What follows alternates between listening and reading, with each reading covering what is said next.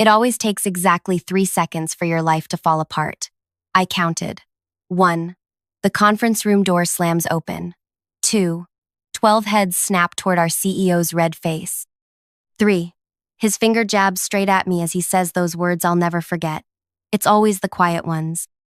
My cheeks burned as every colleague at that table turned to stare. 24 eyes piercing me like needles, faces transformed from friendly to suspicious in a heartbeat. That's when I knew. Being good at your job means nothing when someone powerful needs a scapegoat. I'm Margot Levine, 33, and before I go further with what happened that day at Helix Dynamics, please like this video, subscribe, and tell me in the comments where you're watching from. I still can't believe I'm sharing this story, but every time I tell it, I feel a little more of the weight lift off my chest. 4 years at the company, 4 years of arriving first and leaving last, 4 years of thank you, Margot, and what would we do without you, Margot? And in 3 seconds, I became the office pariah. Our CEO, Richard Blackwell, everyone called him Rick except me because I couldn't stomach the familiarity, stood at the head of the conference table that Thursday morning, veins throbbing at his temples. Behind him, a projection screen displayed a spreadsheet with a glaring red number, $2,367,412. Someone in this room is stealing from my company, he said, his voice dropping to that dangerous quiet that powerful men use when they're about to destroy someone. We have a discrepancy of over $2 million, and I want answers. Now. The 12 of us sat frozen. There was Devin from marketing with his perpetually loosened tie, Amara from client relations who'd just returned from maternity leave, Terrence, our tech guy who rarely spoke but fixed everything, Lucia, our office manager who knew everyone's secrets, and the others, all of us part of the special projects division that handled our most sensitive client accounts. You should know that I was the financial compliance specialist, the one responsible for making sure every dollar was accounted for, every transaction above board. The irony wasn't lost on anyone. Financial irregularities have been occurring for 8 months, Richard continued, pacing now. Clever, almost undetectable, but my external auditors found the pattern. My stomach twisted. 8 months ago was exactly when Richard had personally moved me to this team, saying he needed someone with your attention to detail. Now I understood why. He slammed a folder on the table. $2.3 million, siphoned through dozens of microtransactions, all approved within this room. His eyes locked on mine, by someone who thought they were smarter than me. I felt a drop of sweat slide down my spine as he approached my chair. Margot, here is our numbers person. Always quiet, always watching, always documenting. He practically spat the last word. It's always the quiet ones who think they won't get caught. My mouth opened, but nothing came out. I had spent my life being the reliable one, the careful one, the one who triple-checked her work. Now here I was, being painted as a thief in front of the colleagues I'd broken my back to support. Sir, I finally managed, my voice embarrassingly small. There must be some mistake. His laugh was cold. Oh, I don't make mistakes, Ms. Levine. But apparently you do. I've already contacted the authorities. They'll be here within the hour. The room spun. Police? This couldn't be happening. Check her computer, someone whispered. Dominic, our team lead who'd always seemed to resent my close work with Richard. Already done, Richard said. Found plenty. That's when I realized they'd planned this. This wasn't a discovery. It was an execution. You know that moment when fear transforms into something else? When your body fills with this strange calm because you've hit rock bottom and suddenly you can see everything clearly? That's where I was. My hand stopped shaking as I reached for my phone. Sir, I said, my voice steadier than I'd expected. You might want to see this. Richard sneered. A confession? How thoughtful. Not exactly. I pulled up the secure folder I'd been maintaining for 10 months. Since before I'd even joined this team. I handed him my phone, screen open to a video. His face changed as he watched, confusion, then disbelief, then something that looked like fear. You see, 10 months ago, I'd noticed something odd in our company's transaction logs. Small discrepancies. Nothing major, but patterns that didn't make sense. I'd taken my concerns to my previous supervisor, who'd brushed me off. So I'd started documenting everything. Screenshots, recordings of meetings, backups of altered files before and after they were changed. Not because I suspected fraud, but because I was tired of having my concerns dismissed. When Richard moved me to the special projects team, I'd continued my documentation out of habit. Detailed, meticulous records of everything I touched, including the 6 separate occasions when Richard himself had asked me to adjust certain client billing records. Each time he'd explained it away, fixing an accounting error, balancing the books, client relations issues. Each time, I'd done as instructed while quietly backing up the original data. I hadn't realized what I was documenting until 3 weeks ago, when the pattern finally became clear. By then, I had 10 months of evidence showing exactly how 2.3 million had disappeared, and exactly whose instructions had made it happen. "You recorded our private meetings?" Richard whispered, his face ashen. "One-party consent state," I replied. "And I have much more than recordings." The room had gone deadly silent. Everyone watching this power shift, this impossible moment. "These are confidential business matters," he said, voice rising. "You've violated company policy." "Interesting, that's your concern right now," I said, finding courage I never knew I had. "Not the fraudulent transactions or the fact that you were about to have me arrested for your crimes." He straightened his tie, switching tactics. "Everyone out, except Margot." No one moved. "Now!" he shouted. Dominic stood first. "I think we should stay." His eyes met mine with something new. Respect, maybe, or just the basic human decency that comes from witnessing someone nearly destroyed. Richard's phone buzzed. He glanced down and blanched. "This meeting is over. We'll discuss this privately, Margot." "No," I said, surprising even myself. "We won't." For years, I'd been the office doormat, the reliable one who stayed late, fixed others' mistakes, and never complained. The one whose weekend plans could always be sacrificed for an emergency. The quiet one. "Everything in that folder has already been backed up to 3 secure locations," I continued, "including my lawyer's office. You have 20 minutes until the actual authorities arrive, the ones I called this morning." Richard's face twisted with rage. "You stupid bye." "Don't," Lucia interrupted sharply. "She has enough to bury you already." The next 20 minutes were a blur. Richard barricaded himself in his office. Security arrived. People whispered in corners. I sat alone at the conference table, shaking so hard I had to grip the armrests. I'd done everything by the book my entire life. Never jaywalked. Filed my taxes early. Kept receipts for office supplies. And somehow, I'd ended up here, having to choose between going to prison for someone else's crimes or fighting back against the most powerful person I knew. When the FBI agents walked in, yes, actual FBI, turns out Richard's creative accounting crossed state lines, I handed them my phone and 10 months of meticulously organized evidence. "You've been documenting this for how long?" asked the female agent, scrolling through my files with raised eyebrows. "Since I first noticed something wrong," I said. Nobody would listen. She looked at me with something like pity. "They're listening now." As they led Richard out, no handcuffs, just a humiliating escort through the office he'd ruled like a kingdom, he locked eyes with me one last time. "You'll regret this," he said quietly, only for me to hear. "Nobody will hire a whistleblower." Maybe he was right. Maybe I'd just torched my career to save myself. But watching him walk out, I realized I'd spent my entire professional life being afraid, of disappointing people, of not being perfect, of raising concerns, of standing out. I was tired of being afraid. The company imploded over the next few weeks. Auditors swarmed our offices. The board of directors held emergency meetings. A few executives resigned suddenly for personal reasons. The special projects team was disbanded. All of us placed on paid leave while they sorted through the mess. 3 weeks after that meeting, I sat alone in my apartment, surrounded by job listings I was too paralyzed to apply for. Richard's words echoed in my head. Nobody will hire a whistleblower. I'd saved myself from prison, but at what cost? My phone rang, Amara from the team. Have you heard? She asked without preamble. Heard what?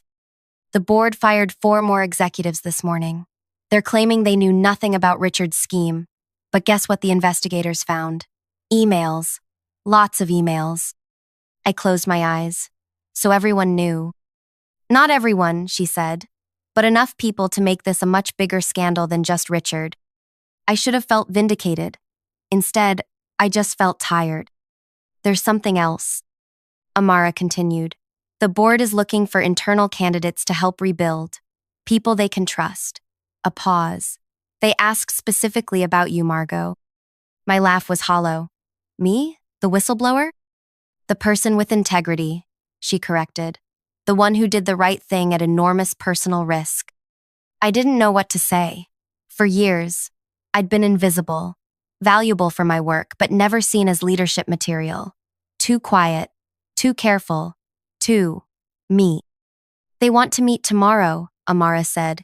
Just think about it. After we hung up, I sat motionless, staring at the wall. This wasn't the vindication I'd imagined. It wasn't a clean victory or a perfect revenge. It was messy and complicated and terrifying. But maybe that's how real justice works. Not as a lightning bolt, but as a slow rebuilding from the ruins. The next morning, I put on my most professional outfit, the one I reserved for the most important meetings. As I walked into the corporate headquarters, past security guards who nodded at me with new respect, past employees who whispered as I passed, I realized something profound. Richard had been right about one thing. It is always the quiet ones. Because we're watching, we're noticing, we're documenting. And when pushed too far, we finally speak.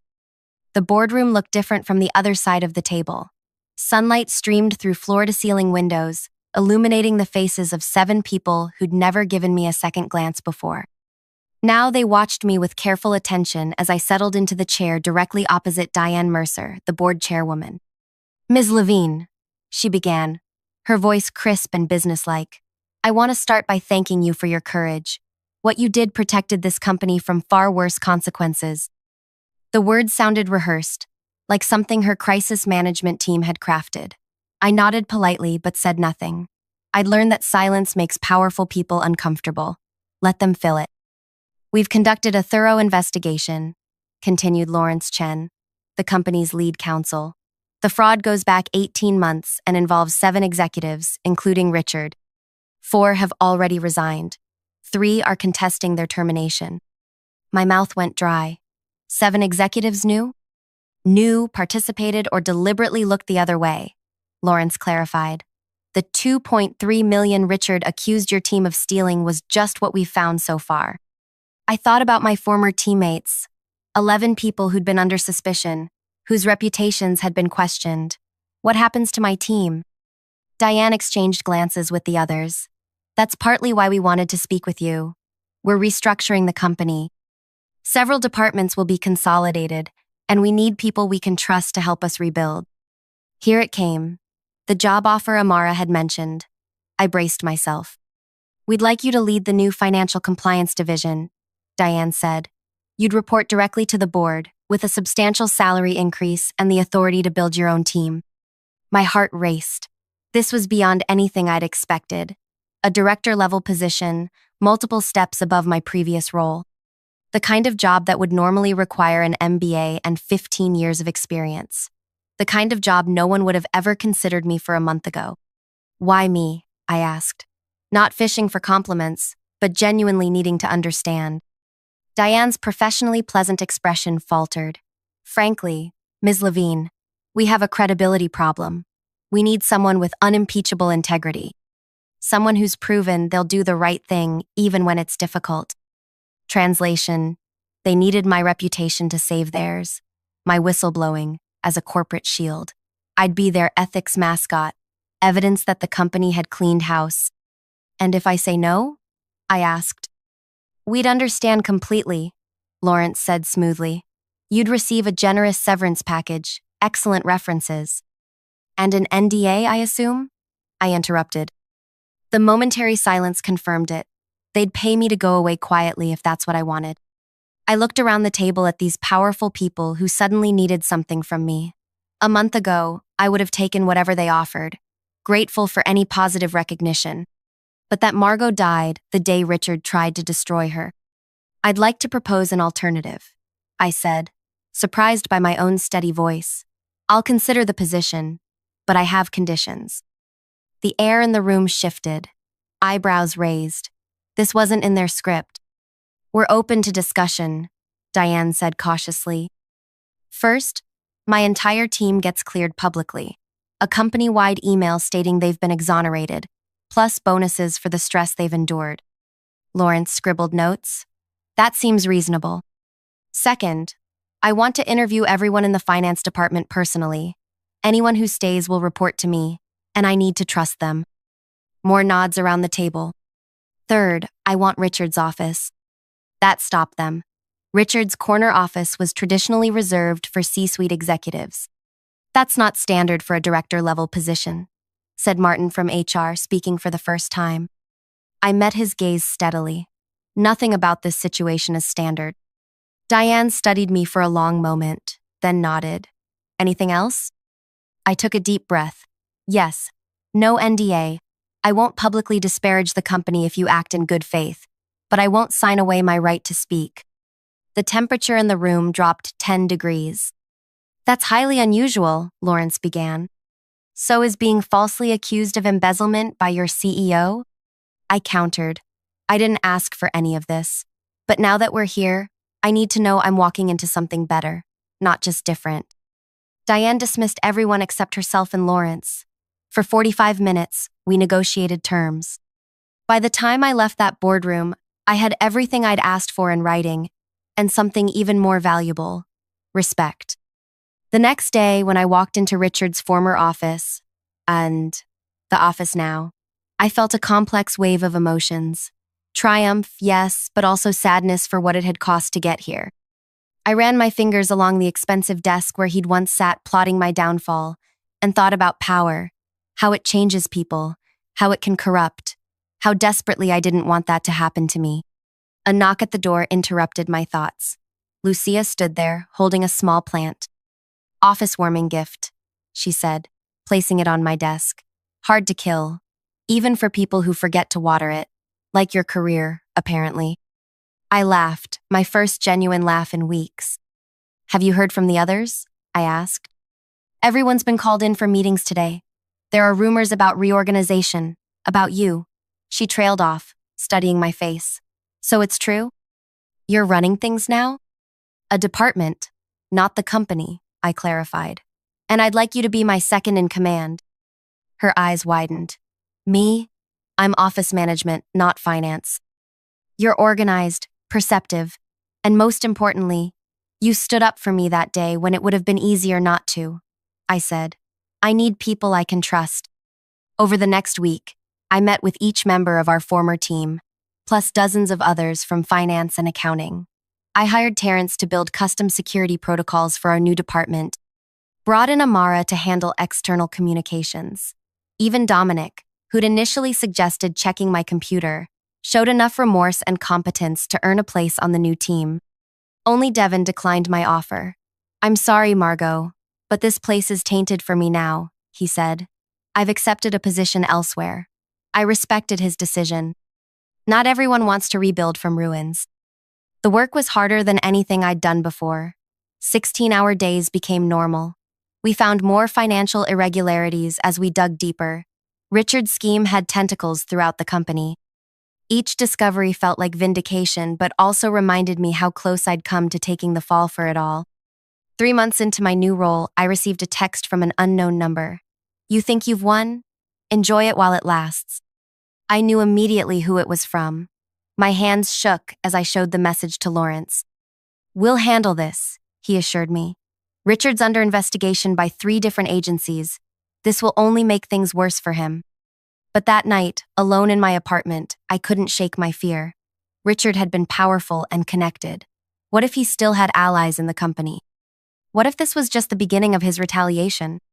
I barely slept, jumping at every sound. The next morning, I arrived at work with dark circles under my eyes, flinching when my phone buzzed with a new message. It wasn't Richard this time, but a news alert. Former Helix Dynamics CEO Richard Blackwell arrested on multiple fraud charges. The article included his mugshot, unshaven, hollow-eyed, nothing like the intimidating figure who'd once pointed his finger at me in accusation. The FBI had found evidence of similar schemes at his 2 previous companies. This wasn't his first fraud, just the first time he'd been caught. That evening, as I was leaving the office, I ran into Diane in the elevator. "I assume you've seen the news," she said. I nodded. "The prosecutors called. They want you to testify."